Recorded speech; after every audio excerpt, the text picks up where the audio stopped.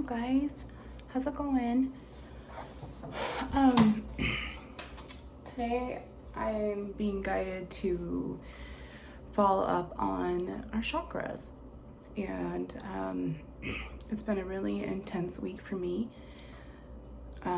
Since last week, really. What's today? Today's Sunday, so hopefully this will give me the break that I need.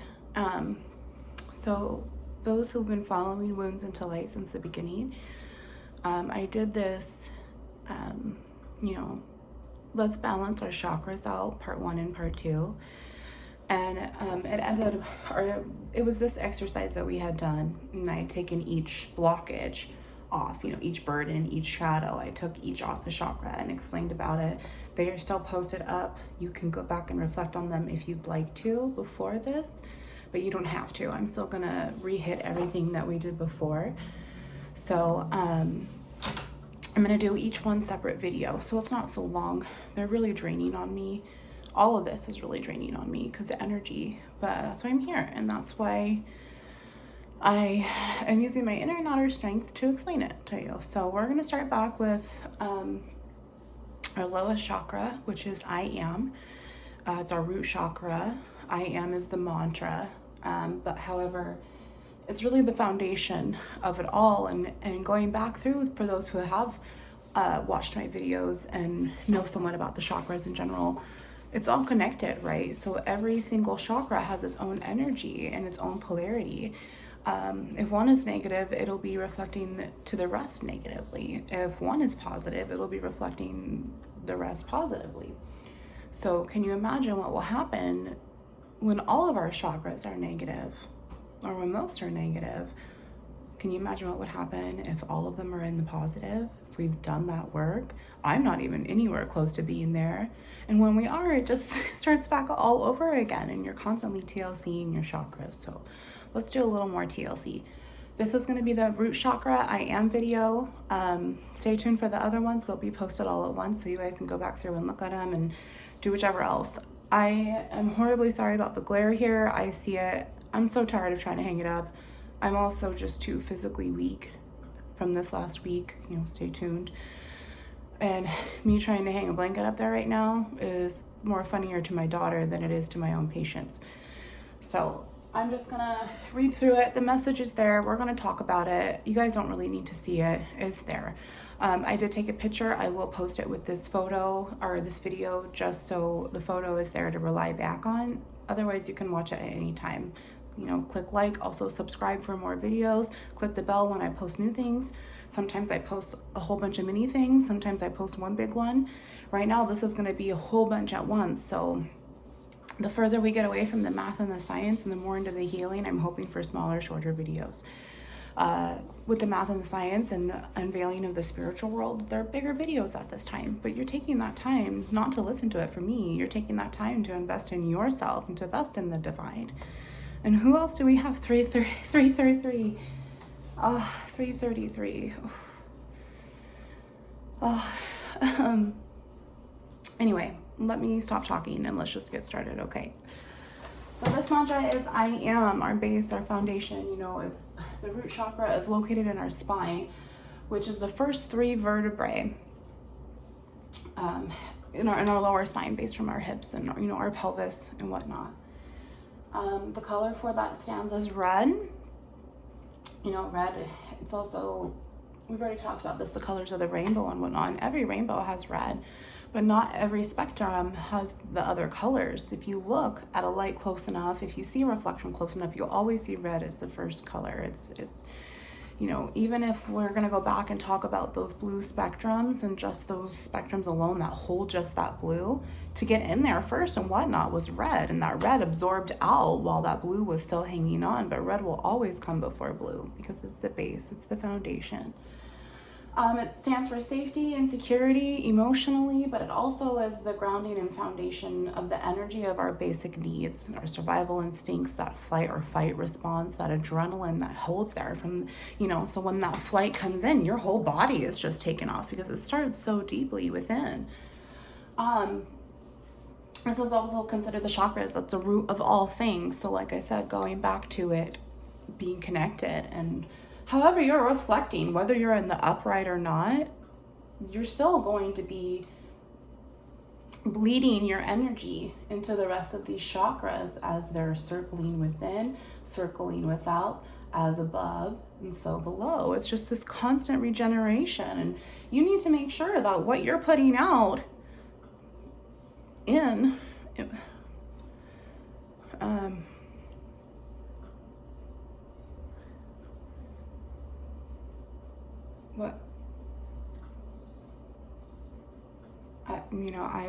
I had one thought, and then all of a sudden, just huge download of information.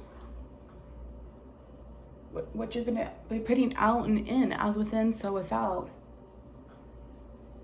What you're putting out is negative if you have negative inside. But when you're still trying to ground yourself, when you're still working on this root chakra, when you're really still just trying to find yourself, even though you don't want to harbor that negative energy, it's still going to be there. It's always going to be there. 611. It's always going to be there. So if you're putting it out, it could just be leftover remnants of what you've been fighting this whole entire time, which is true. We'll get down to that because I actually did say that right here, which is so funny.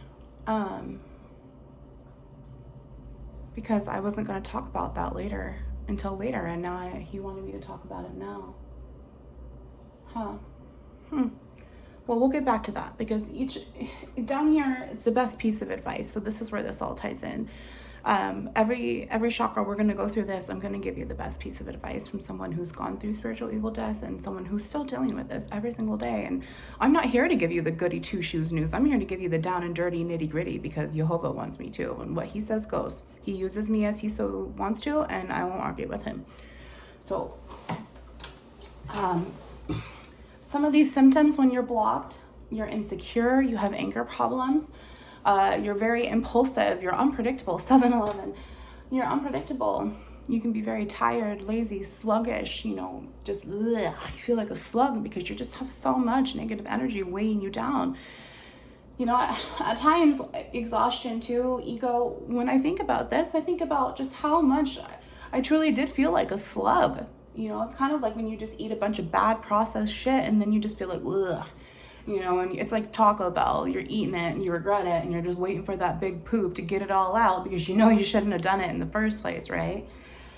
However, this is just emotional blockages. I'm not sure if anyone who understands the chakras or is wanting to, we're learning together here. So there's also anatomical blockages through spiritual or energy, spiritually, energetically, whichever I'm trying to say here, Jehovah. Through energy, we can have anatomical blockages as well. Intestines, because our root chakra is located so low to those other organs right there, it causes constipation, kidney problems, eating troubles, eating disorders, eating too much, not eating enough, eating those unclean processed foods because they give you that craving for what you just put into your body, right? Low serotonin, that's what's up. Anxiety, depression, all of that. You have issues with your bladder, and I put potty hole here because I hate anus, I hate butthole, I hate butt. I don't know, maybe comment below and we'll find a name for butthole. I don't know, it's just so rude. But going back to what I said about anxiety and low serotonin, I'm telling you right now, this is not the only blockages that I've known, I've researched, I've just gotten popped into my head when God's writing through my pen. All of this, it's the foundation of everything. So if you have low serotonin and anxiety, you're also going to have that depression, right? You're also going to have that OCD, that borderline personality disorder, any other mental illness, we're going to go through the rest of the anatomical blockages as well through each chakra, and they're super important, and they're great clues to figure out where it is that you need to unblock each chakra. It's a good way to take care of yourself, to TLC. When you're awakening, when you have these ascension symptoms of a spiritual ego death, and therefore you're spiritually leveling up and growing, you're going to gain this inner peace, that safety and that security that's up here. You're going to feel that connection, and you just wake up one day and okay, this is it. You're gonna feel grounded, balanced. You're gonna have courage to actually do what you could never do before because you have faith now, right? When you unblock your root chakra, a lot of the time financial abundance comes into play, which this has proven for me at points. You have that mental balance. You're prepared to fight or flight, but this time it's fight because you're ready to stand up for yourself. You've grounded yourself. You know that this is the root of all things. So therefore, when you TLC this, you got to TLC the rest of it too. And if your root is good, the rest of it's going to be good, because this is the powerhouse, really. This is your foundation. Your foundation is wobbly, crackling, dissolving. You ain't going to have shit. If you have an overactive chakra for root, there's that anxiety, there's pain, there's fear, there's greed, it's obviously ego, narcissism, that bullying comes into play. So they don't know how to handle all of this when it's so overreactive because they haven't taken care of it. Even in those impulsive moments, it's just overreactive chakras, overreactive nerves. Anger management is needed. They're usually a workaholic, selfish and just so self-centered. This comes back to that whole apathy versus empathy video lesson I did, 11 minutes. But narcissism and empathy, this is huge right here. Your root chakra is the base of all of that. Wouldn't that be 11-11? Wouldn't that be? Is that when you're becoming a bully, you got to figure out if you're being a narc or you're being an empath. If you're being a narc, you're causing that bulliness, when really an empath is just responding, but it seems like a bully to you because you don't want to face that judgment. So some other things that I want to list down about, how to really self-reflect in each chakra. And right now we're doing the I am. But I am, since this is the base of it all, I really wanted to get down into that deep level of acceptance and knowing, okay, this is what I thought, this is what I felt. How else would I go upon this? Because sure, I can just tell you to say, I am worthy and I am deserving all damn day. But I really want you to do the work for yourself. I really want you to just take the deep look and reflect from all angles of what it is, what it was, and what it should be. Because I truly believe that we are three people at one time. We are who we used to be, who we are now, and who we are becoming.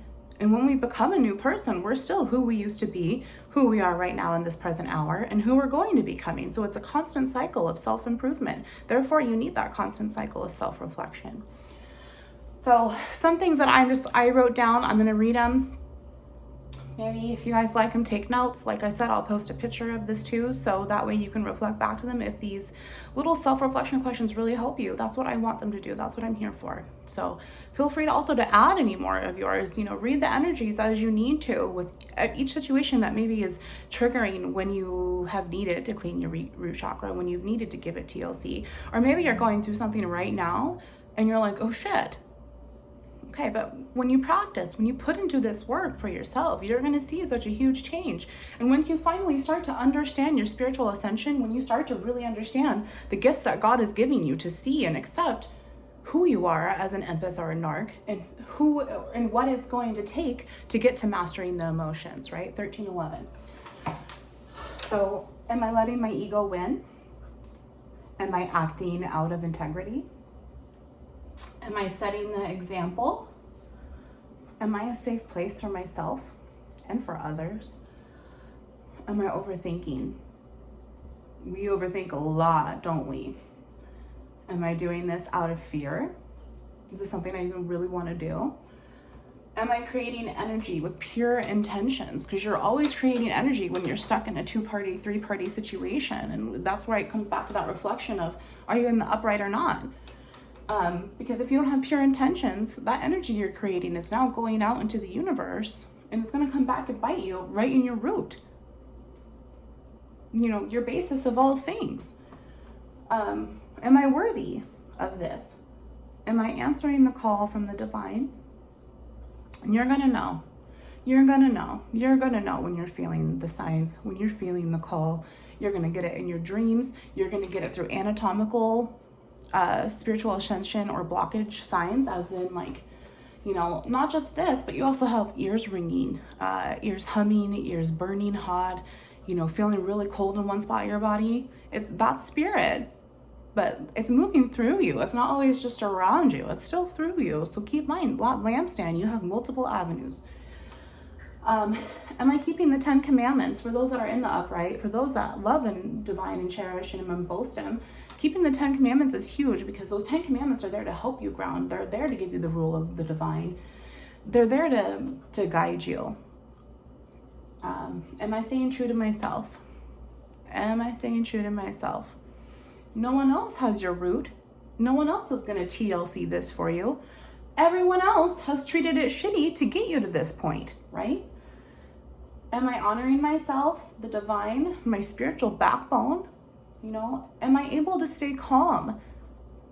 Staying calm will help you manage your thoughts and your actions 10 times better. And I know that seems really funny coming from me because I suffered from CPTSD and anxiety attacks out the booty hole, whichever, potty hole. I was suffering panic attacks like none other.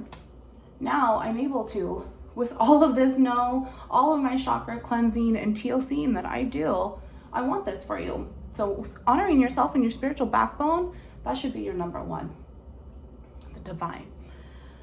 Am I loving myself, my neighbor, and my enemy? Unconditional love, as within, so without. Am I in the upright? And if you're not, you probably want to be. And if you're denying it, you're just going to suffer more spiritually with those consequences, 1611, that I keep telling you about. Am I deserving after all that I've done? You must be if you're still here. You know, Jehovah Elohim, he is an Elohim of war, and he sees everything that you're doing.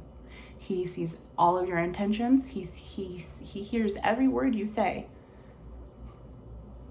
which is exactly why I'm grateful for him, because in my whole spiritual ascension and of me being able to help teach you this, I've lost a lot of people. You know, we don't seem to remember that as I'm doing this and being true to myself and the divine, the divine is also seeing my friends, family, my loved ones, my neighbor, and my enemy talk shit about me. You know, have not pure intentions towards me. You know, he hears and sees everything that goes on around you. So if he's taking, you know, his elements and causing war in your life to eject you out of those situations, it's for a good thing. 1711. All right, guys, let's wrap this up because we got a few more. Am I holding appropriate space? Am I holding space for this moment, the situation right now? What's the appropriate time? Can I just sit on it for 5 minutes, or do I need to sit on it for 5 hours? You know, am I holding the appropriate space when it comes to the emotions that I need to reflect on? Am I capable of change? Well, you damn well be, because you know you're going through the spiritual ego death that the divine seems that you're worthy of. You're now feeling safe and secure and connected. Your money is flying in. You got balanced and you've got courage. You're prepared to fight. You know, you already beat all of this out. Of course you're capable of change, but do you believe that? Am I worthy of believing that I am capable of change, that I'm deserving after everything that I've done? Like I said, he factored in your stupidity, your Elohim. The best piece of advice, 1811, best piece of advice that I'm going to give you for I am, root chakra, is to accept yourself. Accept yourself. Yep, I've done that. Yep, I've been a shitty person. Yeah, I was taught that. Okay, this is what it is. What am I going to do about it? What am I going to do about it? No one else can do it for you. Only you are in charge of your behaviors, right? So why are you waiting for someone else to heal you? Why are you waiting for someone else to give you that love that's obviously never going to come when you have the divine's love right here waiting and being so patient for you to return it? Love yourself, to love others with God's love, to be the example, and recover. Us going through ascension and spiritual ego death, we need that recovery period just as much as any other addict does. Now we're going to go back to that unclean spirits talk really quick that Jehovah wanted to interrupt me on up here. Even though we've gone through the spiritual ego death, we still can harvest those unclean spirits in our vessel, even if we have pure intentions, and even if we're pure. It's kind of just like, you know, embers. I'm seeing embers of smoke and ash just still flaming up from your garden, your chakra garden. Even though it's all pure and rectified down here, you're still going to have that aftershock. You're still going to have the smoke coming in to cloud your judgment. You're still going to have the pain from the burning and just the slow death. Yeah. Wow. That got dark quick, huh? Yuck. But I don't feel anything. I feel neither here nor there, so it's not like I have to hold space for that. It's more so just, yeah, you feel pretty dark when you don't take care of this. as me, for someone who has released a demonic spirit, it's a bit insane to just say what I just said, because I feel like sometimes I've literally seen those embers in my visions. You know, I've seen them while I've meditated. I've seen them. I've seen them. I don't know. You know, now it's just resonating as fire and passion and spark. Huh. It's weird, y'all. It's weird, things that you remember that go back to bite you in the butt, really, right? You know, because I remember meditating and I remember the demonic possession coming out of me. I remember that unclean spirit leaving, and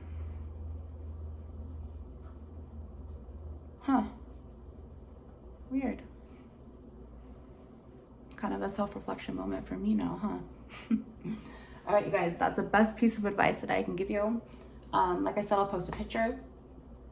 I'm so proud of you. Thank you for being here. And I'm not thankful for me. I'm thankful for you. Thank you for trusting me to give you this information that the divine has blessed me with. Thank you for trusting yourself and understanding that, yeah, I need help, and yeah, I need love, and you've always had love waiting here for you, sweetheart. You really have. It's been within inside you all along. Okay, I know you can do it. All right, Wounds into Light. I'll see you soon for I Feel.